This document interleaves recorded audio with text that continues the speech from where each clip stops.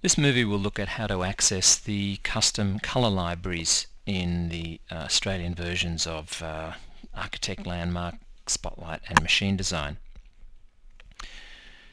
The colour libraries are accessed now from the Attributes palette or from anywhere else in Vectorworks where you can normally choose a colour. That would include the Edit Texture dialog, the Classes dialog and so on.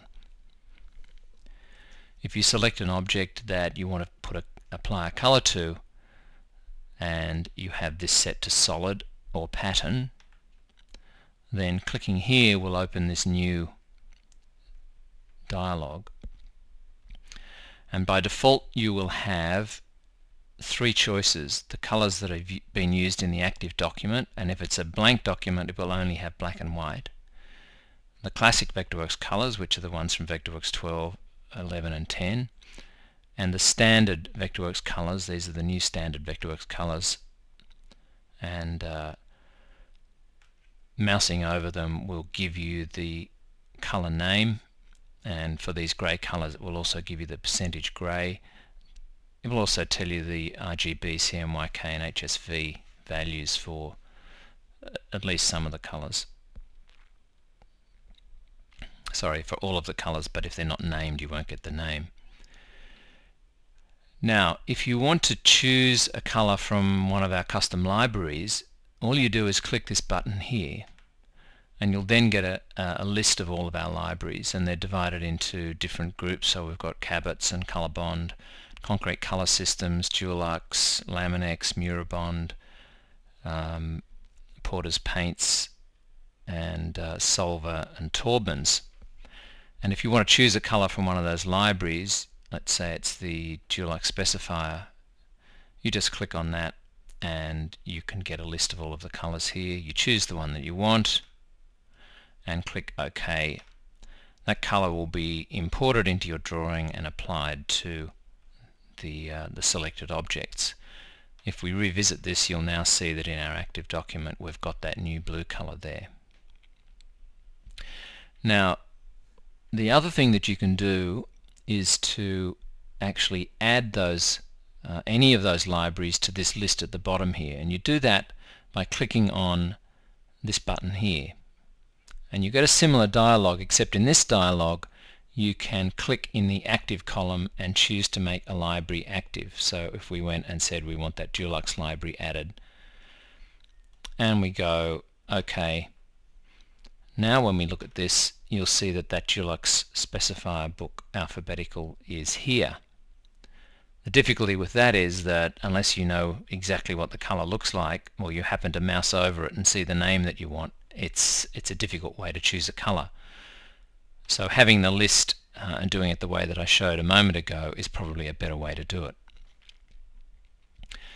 Now if you do have a colour, let's just pick another one here, and you want to vary that colour slightly, if you click on this button here and click on the colour picker icon here, if you're on a Mac, the Mac colour picker will open, and by default it's probably this one, and you can change the colour by clicking around here and dragging the amount of tinting that's happening with the colour.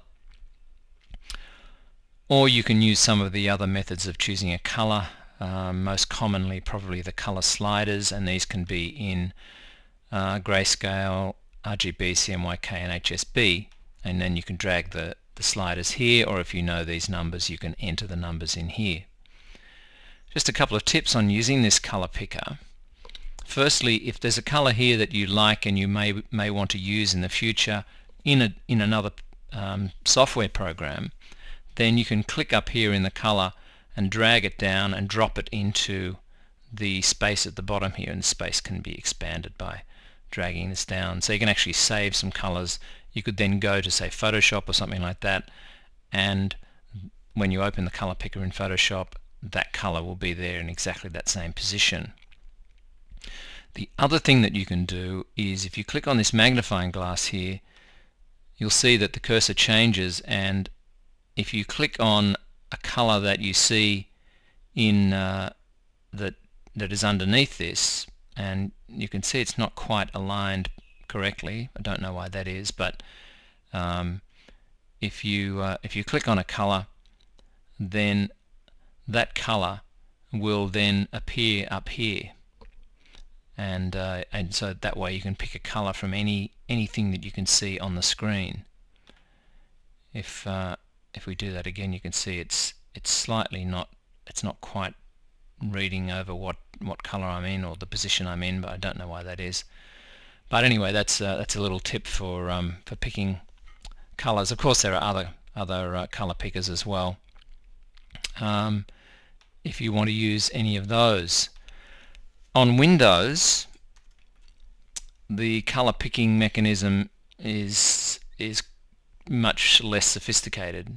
Basically, you can get this here and you can drag it around here. You can set the hue, saturation and luminosity and the RGB values and add tinting to the color and so on.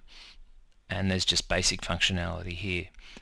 So apart from the difference in the color pickers, the other functionality is the same. Let's just take another look in here at this dialog here, and you can edit one of these libraries by selecting the library and clicking the edit button, and you'll get the name of the library up here, and you can look at it as a grid or color list. And if you select one of the colors, you can lighten or darken it. If you select